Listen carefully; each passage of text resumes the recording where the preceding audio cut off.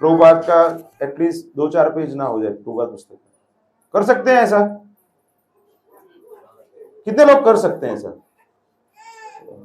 1 page 2 page जो भी शुरुआत करो, जब तक 1 या 2 पेज नहीं पढ़ाई हो जाए तब तक डिनर तो नहीं लेना है। कर सकते कि नहीं? डिफिकल्ट है क्या उसमें कुछ? कितना टाइम लगेगा? 5-10 मिनट। उसी बहाने आपको आदत लगेगी हर रोज प्रभुपाद की पुस्तक को पढ़ने का। और अगर हम प्रभुपाद की पुस्तक को नहीं पढ़ेंगे तो हम माया के सागर में डूब जाएंगे। फिर जब भी ऐसे होगा, हरे कृष्ण, फिर नींद में आ जाएंगे। लेकिन जब हम प्रभुपाद की पुस्तक पढ़े रहेंगे तो जब करते वक्त भी हमारी चेतना बेहतर रहेगी। ठीक है, तो हर रोज थोड़ा थोड़ा पढ़ना चाहिए। और छोटी पुस्तकें आपके पास रखिए, कहीं पे भी जा रहे हैं तो जब टाइम मिलता है तो थोड़ा पढ़ लीजिए आप। सही। 11वें अध्याय में बताते हैं कि दिव्य सेवा से सेवा के विविध रूप। तो दास्य भाव के बारे में बताते हैं कि कर्मियों के अनुसार कर्म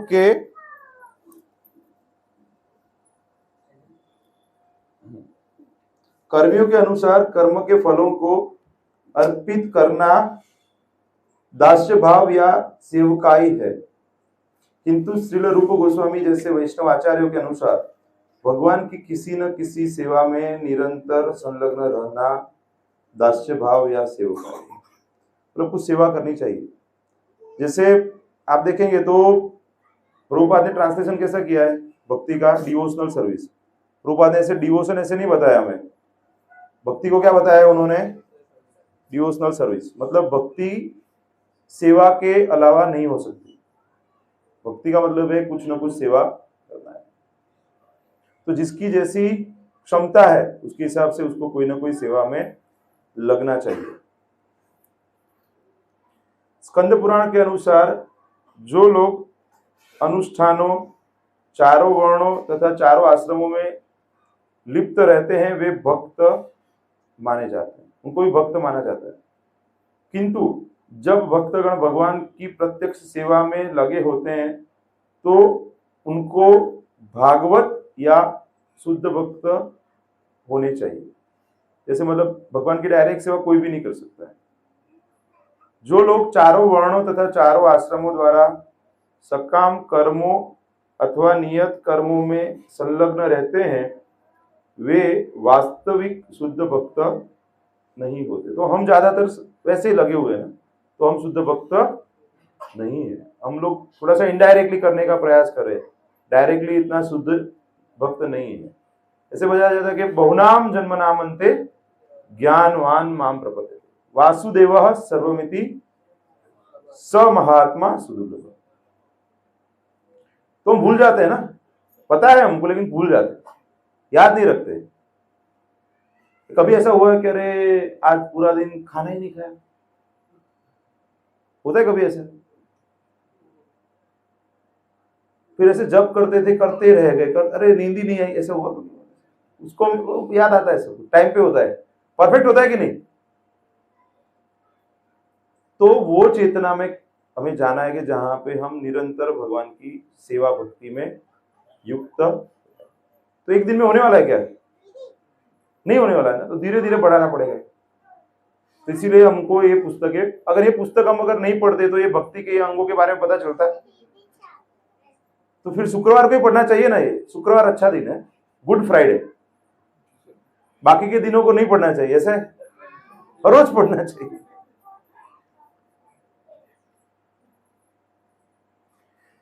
तो यहां पे क्या बताया है कि जो तो भी चूंकि वे भगवान को कर्मों का फल अर्पित करते हैं अतः उन्हें भक्त माना जाता है। किंतु जब किसी को ऐसी इच्छा नहीं होती और भगवत प्रेम के कारण रागान्वित होकर कर्म करता है तो ऐसे व्यक्ति को शुद्ध भक्त माना जाना चाहिए। मतलब भगवान के लिए ही कर्म करता है और कोई अपनी इच्छा के लिए कर्म नहीं करता है। जो बद्ध जीव भौतिक जगत के संसर्ग में आ चुके हैं वे प्रकृति पर न्यूनाधिक प्रभुत्व जताने के लिए लालायित रहते हैं। तो अभी आप देखेंगे तो बड़े बड़े राजनेता है, बड़े बड़े लोग हैं, बड़े बड़े बिजनेसमैन है, कितनी भी उम्र हो जाए वो बिजनेस के बारे में बातें करेंगे, पॉलिटिक्स के बारे में बातें करेंगे, सत्ता के बारे में बातें करेंगे। समझ रहे हैं आप? तो अगर वो डायरेक्शन में आप चले जाएंगे तो क्या होगा? गए आप, भक्ति से आउट हो जाएंगे आप। भक्ति से आउट होना बहुत इजी है। भक्ति में लगे रहने के लिए क्या करना पड़ेगा, आपको भक्तों को पकड़ के रखना पड़ेगा। इसीलिए कई बार क्या है कि भक्त आपको डांट भी सकते हैं, रोज दिखाता नदी होना थी, 2 हफ्ते हो गए आप नहीं आ रहे हो, तो ऐसे हो सकता है। तो आपको उसको पॉजिटिवली लेना चाहिए कि आप माया में जा रहे हो, थोड़ा सा आपको बचाने के लिए भगवान ने किसी भक्त को भेज दिया है। भगवान स्वयं थोड़ी आएंगे, किसी को भेजेंगे। फिर आगे बताते हैं कि जो बद्ध जीव भौतिक जगत के संसर्ग में आ चुके हैं, वे प्रकृति पर न्यूनाधिक प्रभुत्व जताने के लिए लालायित रहते हैं। वर्णाश्रम प्रथा तथा इस प्रथा के अंतर्गत नियत कर्तव्य इस प्रकार नियोजित किए गए हैं कि बद्ध जीव इंद्रिय तृप्ति हेतु अपनी अपनी इच्छाओं के अनुसार भौतिक जगत का भोग कर सकें और साथ ही क्रमशः आध्यात्मिक ज्ञान को प्राप्त करें। मतलब सभी लोग तो एकदम से ऊपर नहीं आ पाएंगे, इसलिए उनको ऐसा प्रोविजन भी दिया है कि आप सभी लोग तो डायरेक्ट सन्यासी नहीं बन पाएंगे ना, तो ऐसे बताया कि चलो ब्रह्मचारी, फिर गृहस्थ, वानप्रस्थ और फिर सन्यासी। लेकिन अभी तो क्या है कि वो गृहस्थ आश्रम ही 70-80 की एज तक चलता है लोगों का, वानप्रस्थ होता ही नहीं है। अभी ऐसे भी लोग देखे 60, 65, 70 हो जाए ना, फिर भी कमाने में बिजी है। अरे अभी मेरा बच्चे का बच्चा अभी सेट नहीं हुआ है, अभी वो बच्चे का बच्चा सेट नहीं हुआ, उसका मैरिज होगा, उसके बच्चा को भी सेट करेगा वो, तो 4 पीढ़ी को सेट करेगा वो। और जब वो मतलब लास्ट समय रहेगा तो वो सोचेंगे अभी नेक्स्ट जनरेशन का ये लोग क्या करेंगे, मेरा सब कमाया हुआ वेस्ट कर रहे हैं। इसलिए शास्त्र में बताया कि जिसका सुपुत्र है ना, उसको कोई चिंता नहीं है, क्योंकि वो अपना कर लेगा, और कुपुत्र है उसके लिए कमाने की आवश्यकता नहीं, क्योंकि वो आपका नाम खराब करेगा अगर आप ज्यादा पैसे देके जाएंगे। इसलिए आपको बच्चों के लिए ज्यादा इकट्ठा करने की जरूरत नहीं है, उनको अच्छा ज्ञान प्रदान कीजिए, अच्छी भक्ति प्रदान कीजिए। लेकिन ज्यादातर माता पिता क्या अरे आ नहीं भणे तो શું થશે, भणीने બધા શું કરે જોયું છે ને અત્યારે। ज्यादा पढ़ाई करके क्या कर रहे हैं, अभक्त बन रहे हैं। ज्यादा पढ़ाई हो जाती है तो क्या करते हैं, नास्तिक हो जाते हैं, होते हैं कि नहीं। अभी जो ज्यादा पढ़े हैं लोग तो 10-10 बजे तक नौकरी करते हैं, डेडलाइंस, और उनको बोलेंगे माला कर दो, माला तो घड़ा थઈને करवानो, मतलब वृद्ध होने की बात करना है। बताते कि नहीं ऐसा, ये भी ये उम्र में करते हो ऐसे, तो जल्दी निकल जाओ उतना अच्छा है आपके लिए। वर्णाश्रम के अंतर्गत इन नियत कर्तव्यों में कई कार्य कृष्ण भावना भावित भक्ति से संबंधित होते हैं, तो वो अच्छी बात है। जो भक्तगण गृहस्थ होते हैं वे वैदिक कर्म कांडों के साथ साथ भक्ति के नियत कार्यों को भी स्वीकार करते हैं, क्योंकि दोनों ही कृष्ण को तुष्ट करने के निमित्त होते हैं। जब गृहस्थ भक्तगण कोई वैदिक अनुष्ठान करते हैं तो वे कृष्ण को तुष्ट करने के उद्देश्य से ही करते हैं। जैसा कि हम पहले कह चुके हैं कि भगवान को तुष्ट करने के उद्देश्य से किया गया कोई भी कार्य भक्ति माना जाता है।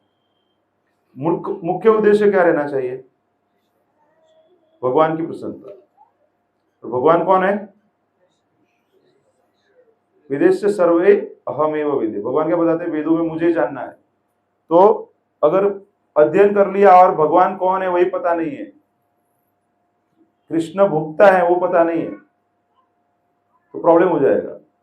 भगवद गीता में भगवान बताते हैं ना कि मैं ही भोक्ता हूं, और जब हम भगवान भोक्ता ऐसा मान लेते हैं तब हम संतुष्ट हो जाते हैं, क्योंकि हम भगवान को संतुष्ट करेंगे।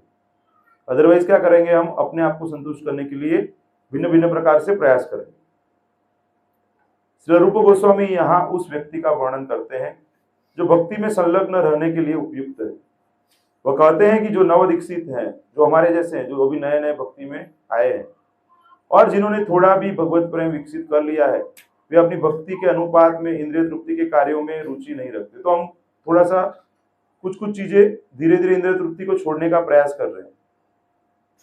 ऐसे हमारे एक डॉक्टर मित्र आए, बोले चलो चाय पीते हैं। मैंने बोला मैं नहीं लेता हूँ, तो वो प्रभावित हो गए, बोले कि अभी मुझे भी छोड़ना है, मुझे भी आदत है।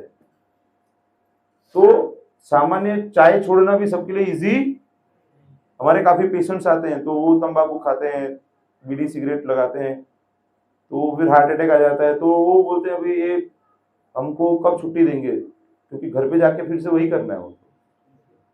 तो एटलीस्ट भक्तों में ये अच्छा है कि थोड़ा बहुत नियम पालन कर लेते हैं, तो एटलीस्ट वो धीरे धीरे भक्ति में, जैसे हम भक्ति में नहीं आए थे तो हमारे लिए चाय छोड़ना भी डिफिकल्ट था। उनको ऐसा लगता है अरे चाय, ओनियन गार्लिक, मतलब ये सब चीजें छोड़ना बहुत बड़ी बात थी। लेकिन जैसे जैसे भक्ति में आते हैं, रस आता है, तो ये सब चीजें धीरे धीरे छूट जाती है। उसको छोड़ने का प्रयास नहीं करना पड़ता है आपको।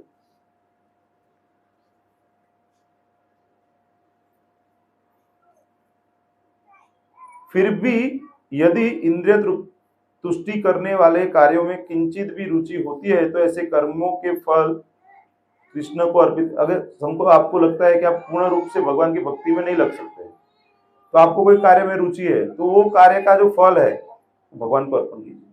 जैसे आप जॉब करने जाते हैं, तो प्रभुपाद के समय में जो कुछ भक्त थे वो बाहर जॉब करने जाते थे, तो बोलते प्रभुपाद जी मैं तो कर्मी हूँ। तो प्रभुपाद बोलते नहीं, आप जो कर्म करते हैं उसका पूरा फल तो मुझे दे देते हैं, भगवान की सेवा में दे देते हैं, तो आप कर्मी नहीं, आप भक्त हैं।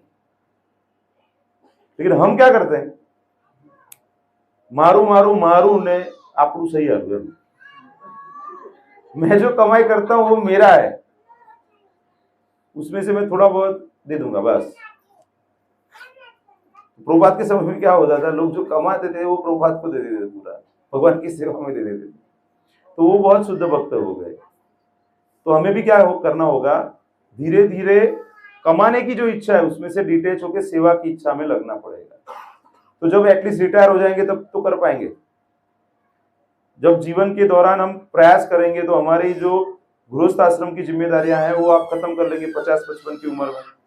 उसके बाद क्या होगा कि कमाने की इच्छा है उसमें से निकल जाएंगे, तो जो काम करने की वृत्ति है वो वृत्ति को भगवान की सेवा में कन्वर्ट कर सकते हैं। लेकिन कमाने की इच्छा नहीं गई तो फिर क्या करना चाहिए, जो आप कमा रहे हो वो पूरा का पूरा भगवान को दे दो। कुछ उम्र के बाद आपकी जिम्मेदारी खत्म हो गई, 50-55 में हो जाती है ज्यादातर लोगों की। उसके बाद भी आपको ऐसा नहीं कि पूर्ण रूप से भगवान की सेवा में नहीं लग पाते हैं, या आपका शुद्धि का स्तर नहीं है, तो आपको क्या करना चाहिए, फिर जो कमा रहे हैं ना वो फैमिली के लिए नहीं, अपने लिए नहीं। अभी बच्चे बड़े हो गए, बच्चे कमा रहे हैं, समझिए आप, बच्चा 25-30 साल का हो गया, फिर भी बाप 60-65 की उम्र में भी इकट्ठा कर रहा है, तो वो पापमय जीवन जी रहा है, क्योंकि वो जो कमा रहा है वो क्या करेगा, उसका बच्चा भोग करेगा, वो भक्ति में सेवा कार्य में नहीं लगने वाला, तो बंधन होगा उससे। इसीलिए जब आप यंग एज में हो तभी से भगवान की सेवा में लग जाओ, और जो आप कमा रहे हो उसको भी भगवान की सेवा में लगाने का प्रयास करो। नहीं तो क्या होगा, वो आपकी जो मेंटालिटी है ना वो आप कभी छोड़ नहीं पाओगे, आप कमाते रहोगे। क्योंकि कुछ लोग पढ़े लिखे रहते हैं तो उनको कुछ ना कुछ काम मिल जाता है, रिटायर होते ही नहीं है। देखा है आपने प्रैक्टिकली, 60-65-70 चालू रहता है उनका। तो सेवा में इसीलिए लगना चाहिए कि सेवा में धीरे धीरे रुचि बढ़ेगी तो आप भौतिक जीवन से निवृत्त हो पाएंगे। नारदीय पुराण में बताया गया है कि यह दास्य भाव किस तरह दिव्य होता है। उसमें कहा गया है कि जो व्यक्ति मनसा वाचा कर्मणा निरंतर भक्ति में लगा रहता है, अथवा ऐसा व्यक्ति जो भक्ति में लगा नहीं रहता किंतु निरंतर उसकी कामना करता है, वह मुक्त समझा जाता है। मतलब ऐसे बताया गया कि एटलीस्ट आप इच्छा तो करो। मैं आपको कई बार बताता हूं ना कि इच्छा करो, कितने लोगों को ऐसी इच्छा है, तो at least by desiring you will over a period of time get those things. आपको बाद में तो मिलेगा, इच्छा करोगे तो। इच्छा किया था इसलिए तो भौतिक शरीर प्राप्त हुआ है, तो इच्छा करेंगे तो भगवान की सेवा भी प्राप्त होगी। शायद अभी हम वो स्तर पे नहीं है कि हम कर पाए, सही है कि नहीं। कुछ अंश तक हम कर रहे हैं, दिन का 10%, 20%, 30%, जितना भी समय हम कर सकते हैं उतना कर रहे हैं, 100% नहीं कर रहे हैं। तो 100% कब करेंगे, एटलीस्ट इच्छा तो करें कि भगवान एक समय ऐसा आ जाए कि हम 100% टाइम आपकी सेवा में लग जाए। जैसे मंदिर में आप देखेंगे तो काफी यंग ब्रह्मचारी भी है ना, वो 100% सेवा में लगे हुए रहते हैं, सब कुछ भगवान के लिए करते हैं और तपस्या करते हैं। वो अच्छे अच्छे पढ़े लिखे हैं, वो आए हुए वहां पे सब छोड़ के। तो कब आए, उनको पता चल गया कि जीवन का लक्ष्य भगवान तो हमको थियोरेटिकली तो समझना चाहिए पहले कि भगवान जीवन का लक्ष्य है और आज नहीं तो कल पूर्ण रूप से भगवान की सेवा में लगना जरूरी है। अभी हम नहीं लग पा रहे हमारे कंडीशनिंग की वजह से, हमारी जिम्मेदारी है या हमने सर पे लेके रखा हुआ है। सख्य भक्ति जो आगे बताते हैं कि सख्य भक्ति दो प्रकार की हो सकती है। पहली है वह जिसमें भगवान के विश्वास पात्र दास की तरह कर्म किया जाए, और दूसरी वह जिसमें भगवान के शुभ चिंतक के रूप में कर्म किया जाए। तो दोनों तरीके से आप अगर करते हैं तो सख्य भक्ति है। जिस भक्त को भगवत भक्ति में विश्वास होता है वह विधि विधानों का ढंग से पालन इस श्रद्धा के साथ करता है कि उसे दिव्य जीवन का पद प्राप्त हो जाए। दूसरे प्रकार की सख्य भक्ति भगवान का शुभ चिंतक बनता है। भगवद गीता में कहा गया है कि भगवान उपदेश देने वालों को अपना सर्वाधिक प्रिय दास मानते हैं। तो इसलिए प्रभुपाद जी ने हमको क्या सिखाया है? प्रचार करो आप। अभी मेरी कोई ऐसी योग्यता नहीं है कि मैं यहाँ पे बैठ के आपको कुछ ज्ञान दे पाऊं, लेकिन प्रभुपाद की ऐसी व्यवस्था है कि सभी को एक मौका दिया है प्रचारक बनने का। तो स्कूल में आप देखेंगे तो एक प्रचार मूवमेंट है। तो भक्त क्या करते हैं? संकीर्तन करते हैं। भक्त क्या करते हैं? पुस्तक वितरण करते हैं। भक्त क्या करते हैं? प्रसाद वितरण करते हैं। करते हैं कि नहीं ये सब? तो ये सभी सेवाओं के माध्यम से आप भगवान के प्रिय बन सकते हो। तो कौन है जिसको भगवान को प्रिय बनना है कोई? सब लोग है, अच्छी बात है। प्रभु जी सबको सेवा मिलनी चाहिए, सबको मिल रही है तो बाकी नहीं रह जाता ना, तो ठीक है। ये आप अभी आराम कीजिए। महाभारत में द्रौपदी कहती है कि हे गोविंद, आपकी प्रतिज्ञा है कि आपका भक्त कभी विनष्ट नहीं होता है। मैं इस कथन में विश्वास करती हूँ, अतएव सभी प्रकार के कष्टों में मैं केवल आपके इस वचन का स्मरण करती हूँ और जीवन धारण किए रखती हूँ। मतलब कितना विश्वास है भगवान के ऊपर।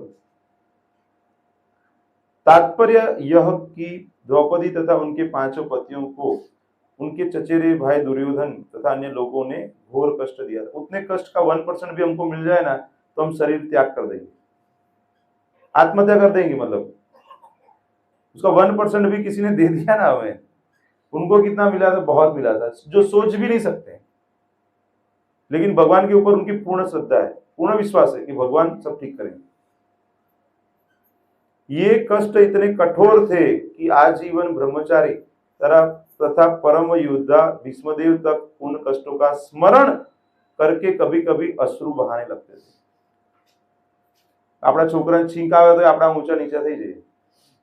હજુ દાખલ કર્યા હોય હોસ્પિટલમાં તો આખા ગામને ભેગા કરે કે नहीं? They will do ये सब करेंगे ना सब लोग। तो यहाँ पे क्या बताते हैं कि इतना कष्ट पांडवों को और कुंती माता को भी था और द्रौपदी को भी था, उनको भी था। उन्हें सदैव आश्चर्य होता था कि यद्यपि पांचों पांडव धर्मात्मा है तथा द्रौपदी साक्षात लक्ष्मी है और यद्यपि कृष्ण उनके मित्र हैं तो भी इन्हें इतने घोर कष्ट सहने पड़ रहे हैं। यद्यपि उनके कष्ट सामान्य नहीं थे तथापि द्रौपदी हतोत्साहित नहीं हुई। वे जानती थी कि चूंकि कृष्ण उनके मित्र हैं अतएव अंततः वे उनकी रक्षा करेंगे। तो अंततः का मतलब क्या है कि कुछ भी हो जाए लास्ट में तो भगवान हमारी रक्षा अवश्य रक्षिबे कृष्ण से ही विश्वास। भगवान हमारी रक्षा का मतलब क्या है? शरीर की रक्षा करेंगे। हम तो वही सोचते हैं ना, क्योंकि हम तो वही स्तर पे है ना, हम तो शरीर के स्तर पे है ना। जैसे शरीर को तकलीफ होती है तो हम क्या सोचते हैं? भगवान એટલી બધી भक्ति કરીને भगवान तो कुछ ध्यान ना रखे। हमारे धन की रक्षा करेंगे क्या? चोर चोरी गया तो और भगवान तो हमारे धन નું ધ્યાન ના રાખે। स्वजनों रक्षा करશે तो શું रक्षा से नहीं कर सकते? हमारी रक्षा करेंगे। हम कौन है? जीवेर स्वरूप होय कृष्णेर नित्य दास। तो भगवान के दास है, तो हम जो दास स्वरूप में जो स्थित होना चाहते हैं वो जो धर्म में भगवान का संबंध अपना जोड़ना है तो उसकी रक्षा करेंगे। हमारा जो स्वरूप है भगवान की सेवा करना है, वो बंद ना हो जाए, वो रक्षा करेंगे। लेकिन हम क्या करते हैं, ज्यादातर बाहरी रूप से रक्षा करेंगे हमारी, फिर वो नास्तिक बन जाते ज्यादातर। ऐसे अगर कोई भक्ति में लगे भी हैं और उनके साथ कुछ गलत हो गया ना, अरे 2 साल से सत्संग में आ रहे हैं और हमारे घर में इतना सब हम जप कर रहे हैं, ये कर रहे हैं, वो कर रहे हैं, तो घर में कोई बरकत नहीं आ रही है, पैसा नहीं होता है। आज सत्संग में जवानों फायदो शू? तो कृष्ण तो भागवत हमें बताते हैं कि जो बहुत प्रिय भक्त हो जाता है तो उसका सब कुछ ले लेते हैं भगवान, तो भगवान ही उसके बच्चे रहेंगे। तो हमारे पास अभी कुछ पड़ा हुआ है, उसका मतलब क्या है? अरे हमारी भक्ति पक्की नहीं हुई है, हमारी भक्ति कैसी अभी कच्ची वाली है, इसलिए भगवान हमारा कुछ ले नहीं रहे। अभी हमको सब व्यवस्था दी हुई है, अभी हमारा वो स्तर नहीं है एग्जाम का, इसलिए भगवान बोल रहे हैं अभी कोई बात नहीं, अभी थोड़ा स्तर बढ़ाओ, बाद में एग्जाम लेंगे। एग्जाम सभी का थोड़ी लेते हैं भगवान, एग्जाम तो उसी का लेते हैं ना जो लायक रहते हैं ना। तो अभी हम वो लायकात प्राप्त नहीं है कि भगवान हमारी एग्जाम ले। ऐसे पांडवों की एग्जाम ली थी, समझ रहे हैं आप? तो ऐसी एग्जाम हमारी नहीं हो रही ना, तो हमें और भक्ति करने की आवश्यकता है। तो भगवान शायद छोटा मोटा टेस्ट लेना चालू करें। Getting my point? समझ में आ रहा है आपको? हाँ, तो भक्ति और बढ़ानी है हमें। हमारी तो शुरुआत भी नहीं हुई है, कुछ टेस्टिंग ही नहीं हो रहा है हमारा। हरी बोल, ऐसे ही हो रहा है, सिर्फ प्रसाद ग्रहण करो, नाचो कूदो, बस उतना। अभी सीरियसली भक्ति नहीं कर रहे हम लोग, कर रहे हैं थोड़ा थोड़ा कर रहे हैं, अभी शुरुआत किया है, लेकिन सीरियस भक्ति अभी नहीं हो रहा है। तो करना है हमें वो। तो ऐसे कभी ऐसी भगवान तकलीफ दे तो तब सोचना है कि अरे हाँ अभी थोड़ा शायद सिंसियरिटी हो गई, इसलिए भगवान में एग्जाम ले रहे हैं हमारे, तब ज्यादा स्मरण करना है, तब फिर छोड़ नहीं देना है। काफी भक्त क्या करते हैं कि अभी थोड़ा घर में बीमार है ना, इसलिए माला बंद हो गई, तो ज्यादा माला करनी है आपको कि नहीं भगवान में आपको तकलीफ है लेकिन मैं आपको भूलूंगा नहीं, मैं और स्मरण करूंगा आपको। ऐसा ही कथन श्रीमद् भागवतम में पाया गया कि जिसमें हवि ऋषभराज के पुत्र महाराज निमि को संबोधित करते हैं, हे राजन, जो व्यक्ति परम पुरुष के चरण कमलों की सेवा से एक क्षण के लिए भी विमुख नहीं होता, ऐसी सेवा जिसके लिए इंद्र जैसे बड़े बड़े देवता लालायित रहते हैं और जिसका दृढ़ विश्वास रहता है इससे बढ़कर दूसरा पूज्य या वांछनीय कुछ नहीं है, वह प्रथम श्रेणी का भक्त कहलाता है, first class devotee. So initially निम्न कक्षा में रहते हैं, फिर मध्यम कक्षा में, फिर उच्च कक्षा में आ जाते हैं। तो यहाँ पे ऐसे कोई व्यक्ति है उसको प्रथम श्रेणी का भक्त बताया जाता है, उत्तम भक्त। श्री रूप गोस्वामी कहते हैं कि जिस नवदीक्षित भक्त ने भगवान के लिए थोड़ा सा भी प्रेम विकसित कर लिया, थोड़ा, पत्रम पुष्पम फलम तोयम, थोड़ा थोड़ा तो दे दो, लेकिन हमारे पास है फिर भी हम नहीं देते। भगवान ने बोला ना पत्रम पुष्पम फलम, तो वही देंगे, ज्यादा नहीं देना है हमें।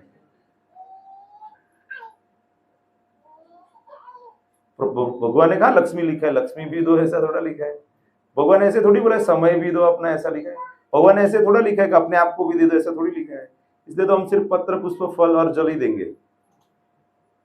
ज्यादातर ऐसा ही सोचते हैं ना लोग, और एक्सक्यूज भी दे देते हैं कि इतना ही देना है ना, भगवान ने तो इतना ही बताया।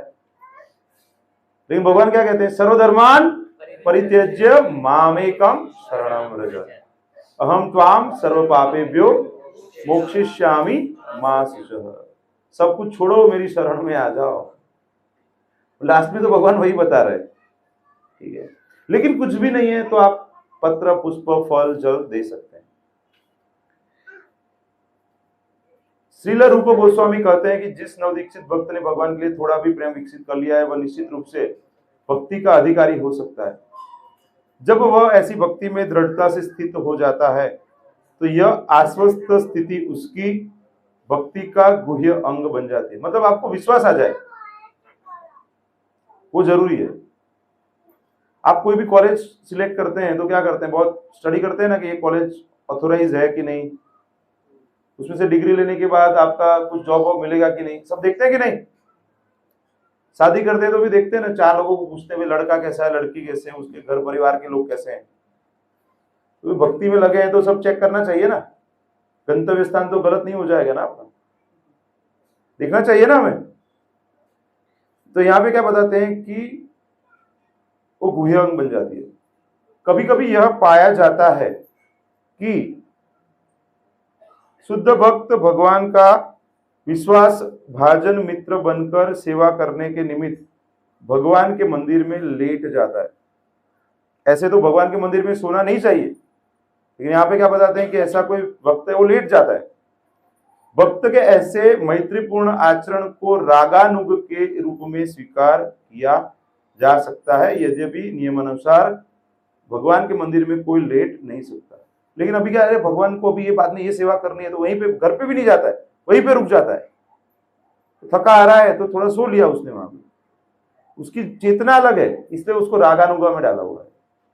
अभी हम रागानुग भक्त नहीं है, अभी हमको मैसेज करना पड़ता है आपको आओ यहाँ पे, इतने बजे आना है, इतने बजे खाना है, ये व्यवस्था है। मतलब हमको क्या है, नेचुरल नहीं है, हमको नियम के हिसाब से करना पड़ता है। साधन भक्ति करते हैं ना, अभी हम लोग क्या कर रहे हैं, अभी हम सभी लोग साधना भक्ति कर रहे हैं। तो रागानुग भक्ति का मतलब क्या है, अरे भगवान के लिए मैं क्या करूं, ये करूं या वो करूं। મમ્મીઓ બાળકો માટે વિચારે ને, હા આજે કયું શાક બનાવું, આજે એને શું ભાવશે, तो भगवान के बारे में यही सोचते रहते हैं। नेचुरली होता है, उसको सुबह में अलार्म नहीं लगाना पड़ता उठने के लिए, वो नेचुरली, उसको नींद ही नहीं आती, अरे सुबह में मंगला आरती करना है, ये करना है, वो करना है। अंदर से उतना अटैचमेंट है, राग है भगवान के लिए, इसलिए उसको क्या बोलते हैं, रागानुगा भक्ति। वो अच्छा स्तर है, उसके लिए हमें प्रयास करना चाहिए साधना भक्ति करके। आगे बताते हैं भगवान को सर्वस्व अर्पित करना। सर्वस्व का मतलब आत्मनिवेदन, ये तो बहुत ज्यादा हो जाएगा, थियोरेटिकली तो पहले पता होना चाहिए हमें। पूर्ण आत्मनिवेदन के विषय में श्रीमद् भागवतम में 11वें स्कंद के 29वें अध्याय में एक सुंदर वर्णन मिलता है, जिसमें भगवान कहते हैं, जो पूर्णतया मेरे शरणागत हो चुका है और जिसने अन्य सारे कार्यों को पूरी तरह छोड़ दिया है, उसे इस जन्म में तथा अगले जन्म में मेरे द्वारा व्यक्तिगत रूप में सुरक्षा प्रदान किया जाता है। बहुत बड़ी बात बताई है ना भगवान ने, व्यक्तिगत रूप में, पर्सनल, भगवान तुम्हारे रक्षण कर से। दूसरे शब्दों में आध्यात्मिक जीवन में अधिकाधिक अग्रसर होने में उसकी सहायता करना चाहता हूं। ऐसा समझ लेना चाहिए कि ऐसे व्यक्ति को पहले से ही साष्टी यानी कि ब्रह्म के तुल्य ऐश्वर्य प्राप्त हो चुका है। कैसा व्यक्ति, जो पूर्ण रूप से शरणागत हो गया है और बाकी सारे कार्यों के प्रति उसका लगाव चला गया है। अभी अपने कुछ भक्त हैं, वो पुणे मंदिर गए हैं और वहां पे तुकाराम महाराज देहू, वहां पे भी उन्होंने विजिट किया। तो तुकाराम महाराज थे, गृहस्थ ही थे ना, तुकाराम महाराज भक्ति करते रहते थे, अभंग अभंग था ना, अभंग कलेक्शन था पूरा उनका। तो ऐसा नहीं कि जो गृहस्थ है वो भक्ति नहीं कर सकते, तो पूर्णतया बाकी के कार्य भी हो जाते थे उनके। तो ऐसा अगर हम भी इच्छा करेंगे तो हमारा भी व्यवहार चलता रहेगा, उसका मैं गारंटी देता हूं कृष्ण की और प्रभुपाद की ओर से। क्योंकि बार बार पुस्तक में हम यही पढ़ते हैं कि अगर हम पूर्ण रूप से शरणागत हो जाएंगे तो भी हमारा तो रक्षण होने वाला ही है। तो वो स्तर तक पहुंचना वही लक्ष्य है हमारा। एटलीस्ट एक्सेप्ट कर लीजिए उसको कि मतलब आप पूर्ण रूप से विश्वास करेंगे तो भगवान व्यवस्था करेंगे। मतलब व्यवस्था करने का मतलब क्या है कि खाना पीना और बेसिक जो व्यवहार है वो बंद नहीं हो जाएगा आपका। ज्यादातर हमको वही चिंता रहती है ना कि घर केमनु चालશે, ईएमआई केमना भराશે। तो भगवान को शरणागत हो जाएंगे तो भगवान ऐसी बुद्धि रहेंगे कि ईएमआई वाली चीजें लाएंगे ही नहीं, आप सादा जीवन जिएंगे, सही कि नहीं। निरंतर प्रभु आपके समय में कोई ईएमआई चलता था क्या? अभी ये 30-40 साल में ईएमआई वाला चक्कर चालू हो गया है। अभी क्या मोबाइल फोन लेते हैं तो भी ईएमआई पे, मिक्सर ग्राइंडर लिया ईएमआई पे, वॉशिंग मशीन ईएमआई पे, शादी किया ईएमआई पे। वो होम लोन लेते हैं ना, वैसे ही पर्सनल लोन भी लेते हैं, उसका भी ईएमआई आता है। हंसने की बात नहीं है, आप प्रैक्टिकली बता रहा हूं कि आपको कोई भी प्रसंग है तो उसके लिए लोग लोन ले लेते हैं, वो ईएमआई वाला टिकता है शादी के पे। मतलब आजकल वही हो रहा है ना। तो सादा जीवन जीना है हमें, आपको जो स्थिति में रखा है, अभी आपके पास है तो यूज करो, लेकिन नहीं है तो उसको प्राप्त करने के लिए अपने आप को भौतिक जीवन में आपको ज्यादा व्यस्त करने की कोई आवश्यकता नहीं है। जैसी स्थिति भगवान ने दी है साहजिक रूप से, उसका स्वीकार करो।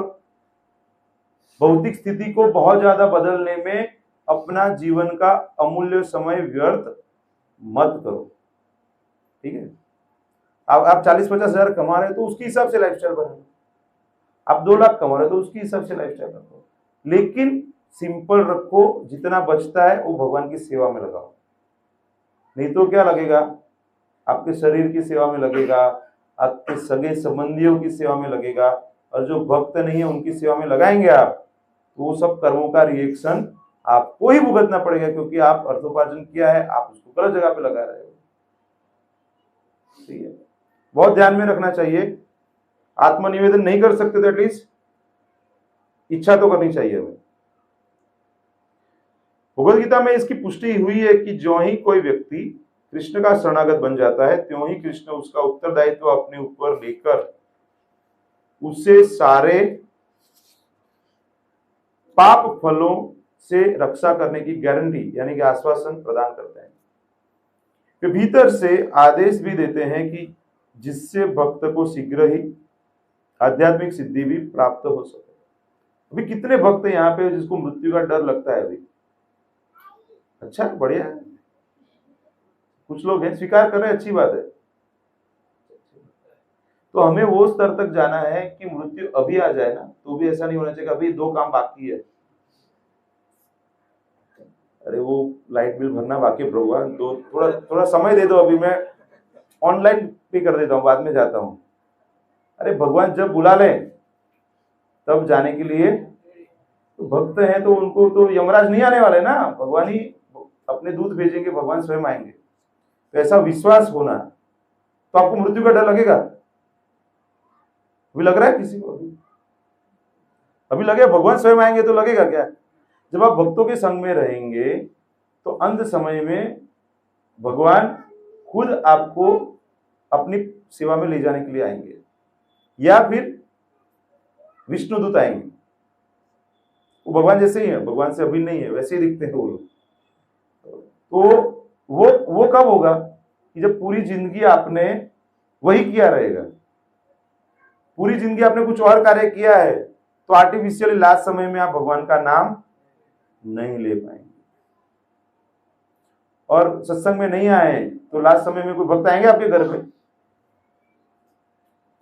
और पूरी जिंदगी सत्संग किया है तो क्या होगा? तो एक भक्त को बोला, अरे प्रभु जी की तबीयत अच्छी नहीं है, अरे सब चलो चलो कीर्तन करते हैं, हरिनाम करते हैं, तो उनका जो मृत्यु का समय है उसको संभाल लेंगे, भगवान व्यवस्था करेंगे उसके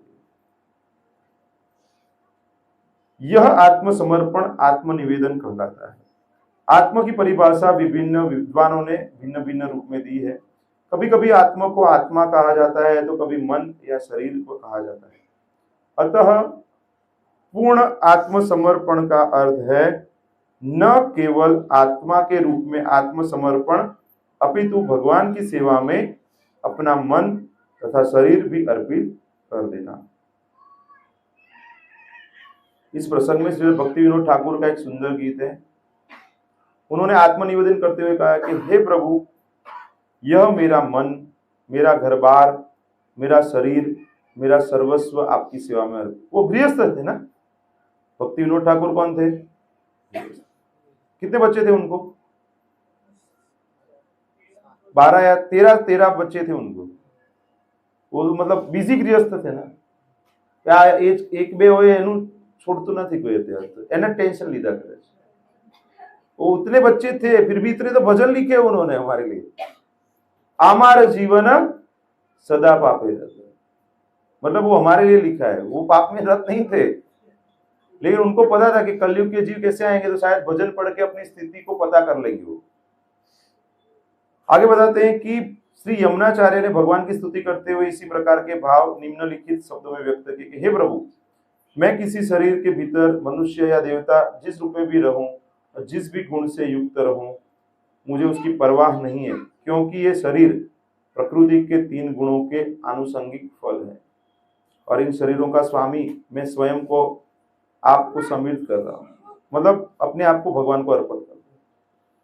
हरिभक्ति विवेक में शरीर के समर्पण के विषय में एक कथन आता है। भक्त कहता है कि हे प्रभु, जिस प्रकार कोई बिका हुआ पशु अपने पालन तथा निर्वाह के विषय में कुछ नहीं सोचता, उसी प्रकार चूंकि मैंने अपना शरीर तथा आत्मा आपको समर्पित किया है, अतएव अब मुझे अपने भरण पालन की कोई चिंता। पशु है तो उसको खाना देते तो खाता है, नहीं देते तो भूखा रहता है। तो शिक्षाष्टक में लास्ट श्लोक क्या है? आश्लिष्य वा पादरदाम विनष्टमा मदर्शनाम अर्थता करोतु यथा तथा विदधातु लंपटो मत प्राणनाथस्तु स एव नाथ। आप मुझे आलिंगन करो या धुतकारो, जो भी करो, आप मेरे प्राणनाथ हो, आप मेरे स्वामी हो, आपको पूरी छूट है। हरे कृष्णा।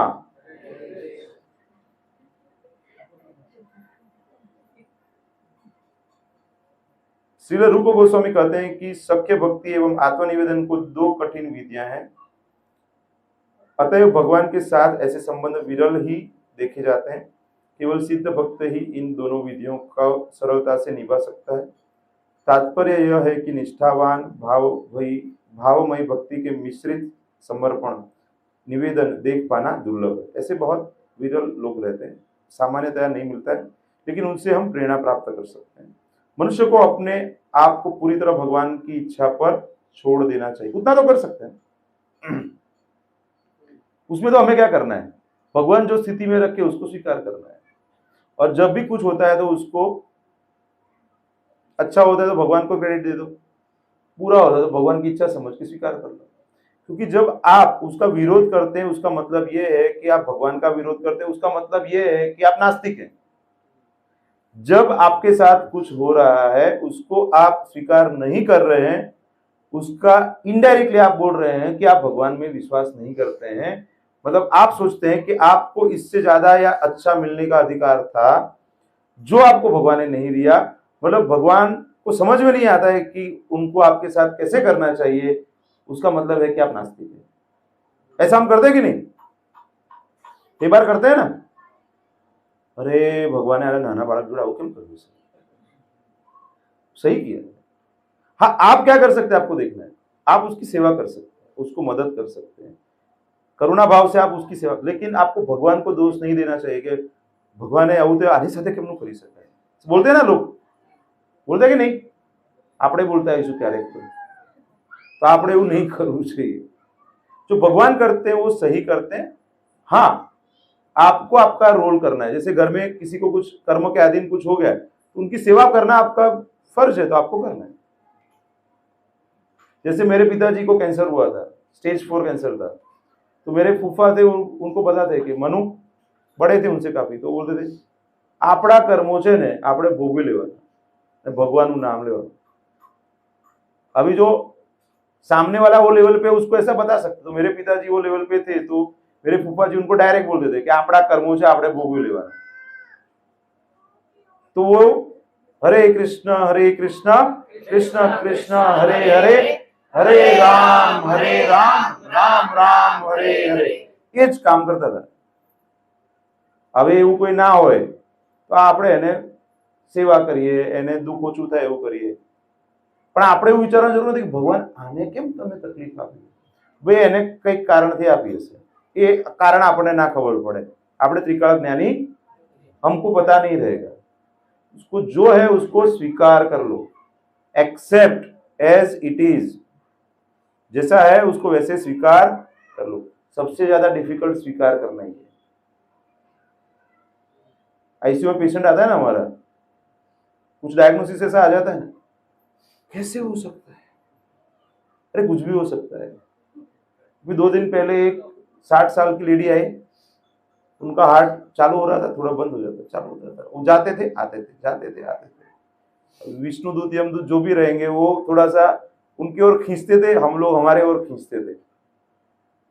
फिर एक आध बार तो जाने के बाद वापस आपने जावा दो ने मने। अभी वो मैंने बोला आपका लड़का बोलेगा कि अरे कुछ प्रयास क्यों नहीं करते, इसलिए हम प्रयास कर रहे हैं यहाँ पे। तो रिलेटिव्स कैसे रहता ना, आप कुछ प्रयास करो तो कंप्रेशन देके दवाई देके हम अपना काम करते हैं, तो कॉन्शियस हो जाते हैं, हाथ पैर हिलाना, बातचीत करना सब चालू हो जाता था।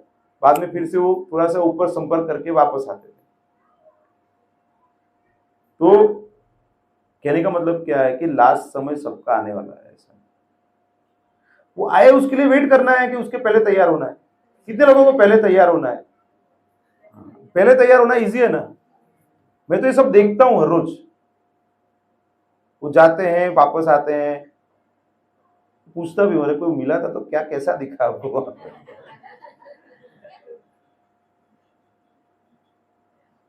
तो कहने का मतलब क्या है कि मृत्यु कभी भी आ सकती है, और मृत्यु ही एक ऐसा सत्य है जो सत्य है। इसीलिए हर रोज मृत्यु के बारे में सोचना चाहिए कि मृत्यु के दिन हम क्या करेंगे। तैयार अभी से होना है ना। एग्जाम रहती तो पढ़ते हैं, अरे जल्दी से पढ़, कल एग्जाम है, परसों एग्जाम। कितनी माताएं पीछे लगती बच्चों के पीछे, लगती है ना। अभी फर्स्ट स्टैंडर्ड सेकंड स्टैंडर्ड में भी बच्चा रहेगा तो उसको पढ़ाते क्या, अरे ग्रेड ओछो થઈ જશે તારો, A માંથી B થઈ જશે, એટલે મૃત્યુ વાળો ગ્રેડ સુધારો અત્યારે, એ જ તમારા હાથમાં છે। प्रिय वस्तु अर्पित करना। श्रीमद् भागवतम में उद्धव से कृष्ण कहते हैं, हे मित्र, यदि कोई अपनी सर्वश्रेष्ठ या सर्वाधिक प्रिय वस्तु मुझे अर्पित करता है तो उसे नित्य लाभ मिलेगा। કેટલા માતાઓ એવું કહે છે કે પોતાના પુત્રને સાધુ બનાવી દેવું છે, અર્પણ કરી દેવું છે? કોઈ છે? અરે છે, 1 2 ચલો। કેટલા પિતા છે? कोई पिता છે? हाँ, अच्छा चलो, 2 3 तो है यहाँ पे। मतलब वो अभी हमारी इच्छा भी नहीं है, समझिए आप। आपको भगवत धाम जाना है लेकिन आपके बच्चे को भक्त नहीं बनाना है, इसलिए प्रॉब्लम आ रही है। आपको क्या करना है, थोड़ा भक्ति भी होना चाहिए, थोड़ा आसक्ति भी होना चाहिए, तो पैरेलल चलना चाहिए। पैरेलल एक ही चलेगा, दोनों प्रॉब्लम हो जाएगा आपको। कृष्ण के लिए सारी चेष्टाएं करना। नारद पंचरात्र में कथन आता है कि प्रभु की तुष्टि के लिए जीवन के संपूर्ण क्षेत्रों में मनुष्य किस प्रकार कर्म करे। उसमें कहा गया है कि जो व्यक्ति वास्तव में भक्ति में रत है उसे सभी प्रकार के कर्म करने चाहिए, शास्त्रों द्वारा बतलाए गए तथा जीवन को पार्जन के लिए अस्वीकृत, मतलब वैदिक पॉजिटिव कर्म। नेगेटिव कर्म तो कभी नहीं करना चाहिए, और वो कर्म भी भगवान की संतुष्टि के लिए करना चाहिए। दूसरे शब्दों में भक्त न केवल शास्त्र विहित भक्ति कर्म करे, अपितु कृष्ण भावनामृत में रहते हुए अपने व्यवहारिक जीवन के भी कार्य करे। वो करना ही पड़ेगा आपको। जीवन निर्वाह करना है तो आपको जॉब करना है, बिजनेस करना है, वो तो करना ही पड़ेगा। यदि किसी भक्त के पास कोई बड़ा संस्थान या फैक्ट्री हो तो वह अपनी ऐसी भौतिक संपत्ति के लाभ को भगवान की सेवा में अर्पित कर सकता है। जब आपके पास पैसे आते हैं तो सेवा में लगा सकते हैं। रूपा ऐसे नहीं कहते थे काम छोड़ दो, काम करो, लेकिन वो काम का जो फल है वो अंत तो गत्वा भगवान की सेवा में लगाओ, नहीं तो बंधन का कारण बनेगा। इसलिए बहुत ज्यादा काम नहीं करना चाहिए, तो बहुत ज्यादा पैसा आ जाएगा तो बहुत ज्यादा पैसा भगवान की सेवा में लगाना पड़ेगा। उससे अच्छा है कि थोड़ा पैसा कमाओ, थोड़ा लगाओ, और बाकी का समय फ्री रख के अपने आप को लगाओ। भगवान को क्या पसंद है, अपने आप को लगाएंगे वो पसंद है कि पैसा लगाएंगे वो अच्छा पसंद है। तो बुद्धिमान व्यक्ति क्या है कि ऑप्टिमम काम करेगा, थोड़ा पैसा लगाएगा और अपने आप को भी लगाएगा। बहुत ज्यादा व्यस्त व्यक्ति रहेगा, वो नहीं लगा पाएगा, तो वो सिर्फ पैसा लगा पाएगा। तो भगवान को वो पसंद है, लेकिन ज्यादा पसंद क्या है, जो अपने आप को सेवा में लगाता है। ठीक है, आप सब होशियार है ना, आप अपने आप को लगाएंगे ना।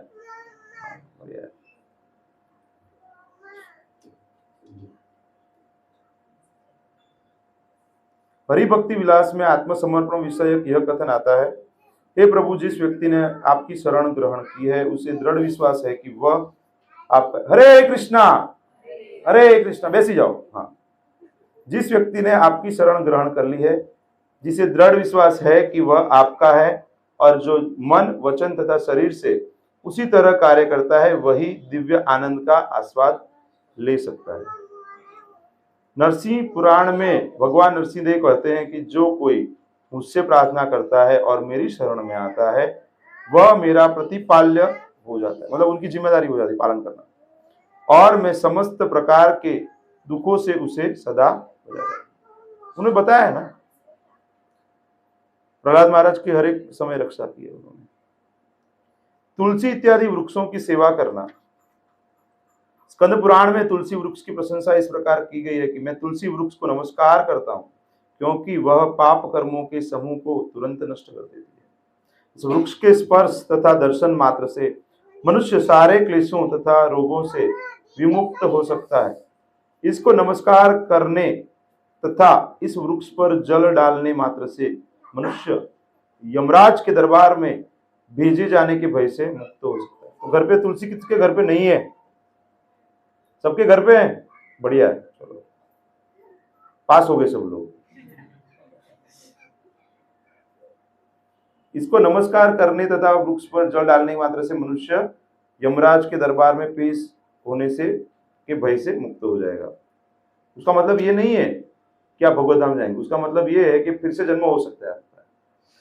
सिर्फ तुलसी को जल डालने से भगवत धाम नहीं जाएंगे, फिर से आपको मौका मिलेगा कि जब वहां पे आप भक्ति करके आगे बढ़ सके। मतलब वो आपको वहां से रोक देगा, आपको एक दूसरा मौका मिल सकता है। जैसे भगवत गीता पढ़ेंगे तो क्या करेंगे, आपको और फिर से भक्ति करने का मौका मिलेगा। वैसे यह निश्चय ही भगवान कृष्ण का भक्त बनता है। मतलब उसके बाद क्या होता है, अगर आप तुलसी का मतलब पौधा आपके घर पे लगाते हैं तो आप भक्ति में बढ़ेंगे आगे। जब तुलसी दल भक्ति पूर्वक भगवान कृष्ण के चरण कमलों पर अर्पित किए जाते हैं तो भगवत प्रेम का पूर्ण विकास होता है। इसलिए हम हर रोज भगवान को जो भी चीज अर्पण करते हैं तो उसमें तुलसी पत्र साथ में रखते हैं। उसमें बताते हैं पत्रम पुष्पम फलम तो पत्र वो पहले तुलसी पत्र है, मतलब और कोई पत्र नहीं रखना है, वो तुलसी पत्र रखना है, क्योंकि भगवान कोई भी चीज को तुलसी पत्र के बिना स्वीकार नहीं करते। भारत में सारे हिंदू, यहां तक कि जो वैष्णव नहीं है, वे भी तुलसी वृक्ष की विशेष सेवा करते हैं। बड़े बड़े शहरों तक में जहां तुलसी वृक्ष को रख पाना अत्यंत कठिन है, वहां पे भी ऐसे लोग मिलते हैं जो बड़े यत्न से इस वृक्ष की सेवा करते हैं। वे इसे सींचते हैं और प्रणाम करते हैं, क्योंकि भक्ति में तुलसी वृक्ष की पूजा का अत्यधिक महत्व है। स्कंद पुराण में तुलसी विषय एक अन्य कथन मिलता है। तुलसी सभी प्रकार से कल्याणमय है। इसके दर्शन, स्पर्श, स्मरण, वंदन, प्रणाम, श्रवण या इस वृक्ष के लगाने मात्र से सदैव कल्याण होता है। जो कोई उपयुक्त विधियों से तुलसी के संसर्ग में आता है वह सदैव वैकुंठ लोक में निवास करता है। हरे कृष्णा। किसी को कोई प्रश्न है पूछ सकते हैं, और जो नए भक्त जो पहली बार आए हैं उनका स्वागत है। हाँ बोलिए प्रभु।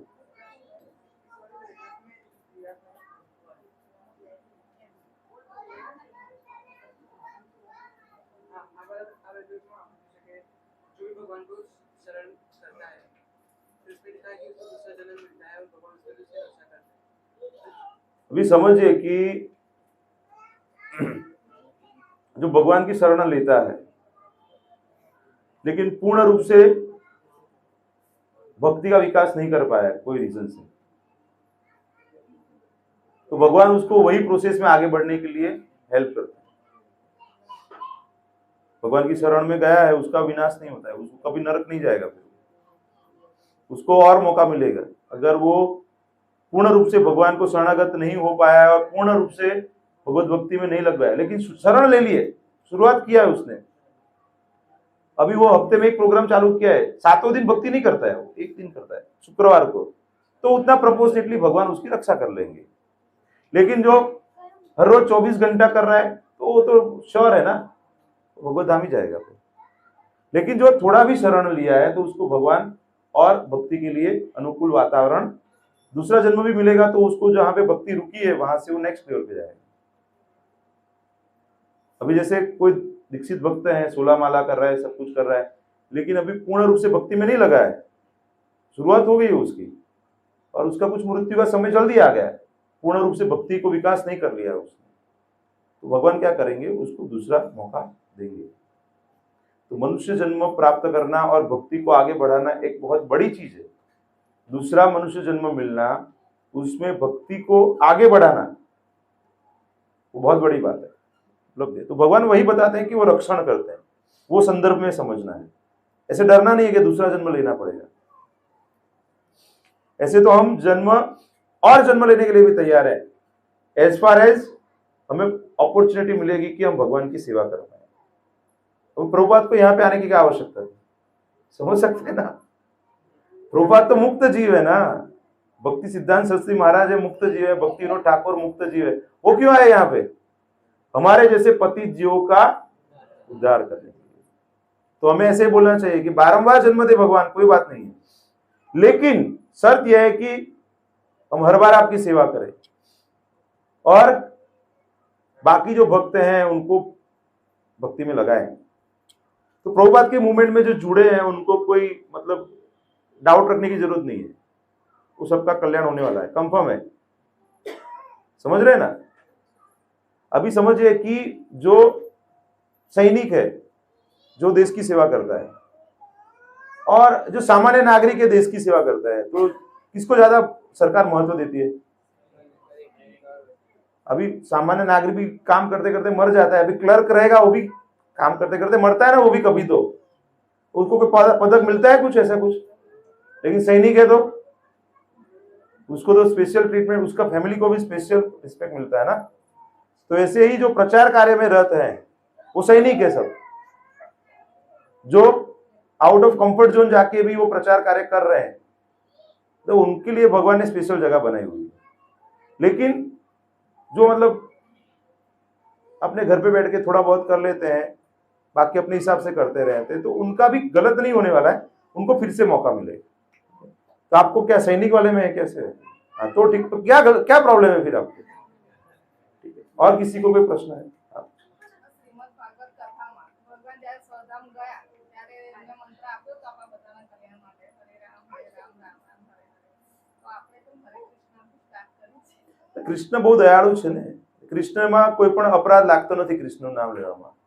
તો વેદોમાં ઘણા બધા મંત્ર હોય, वेदों में काफी मंत्र होते हैं, उसके नियम पालन रहते हैं, लेकिन जो हरे कृष्ण महामंत्र है कलयुग के लिए दिया हुआ है पर्टिकुलरली, और कलयुग के जीव हैं वो उतना शुद्धि का पालन नहीं कर सकते हैं, तो ये ऐसा मंत्र है कि आप कभी भी कहीं पे भी ले सकते हैं। तो इसलिए उसको थोड़ा सा कृष्ण को आगे कर दिया और राम को पीछे कर दिया। और जो राम है वो सिर्फ श्री राम नहीं है, वो बलराम भी है, ठीक है। The first expansion of Lord Krishna is Balram, and Balram में से फिर सब कुछ आता है। तो जो राम है वो उसको सिर्फ राम नहीं समझना है, वो बलराम भी है, वो आदि गुरु है, तो वो ही हमें वो ताकत देते हैं कि जिससे हम राधा रानी और कृष्ण तक पहुंच सकते हैं। तो मंत्र का मीनिंग ही यही है कि हे कृष्ण, हे राम, हे भगवान की शक्ति, आप मुझे आपकी सेवा में लगाइए। और भगवान जब सेवा देते हैं तो फिर खुश होना चाहिए कि चलो हमारा मंत्र अभी सही चल रहा है। सेवा के लिए कुछ कोई भक्त आके आपको बोलते हैं कि प्रभु जी ये कुछ सेवा करेंगे, उसका मतलब क्या है कि आज का मंत्र अच्छा किया था आपने। हरे कृष्णा, किसी को पूछना है कुछ?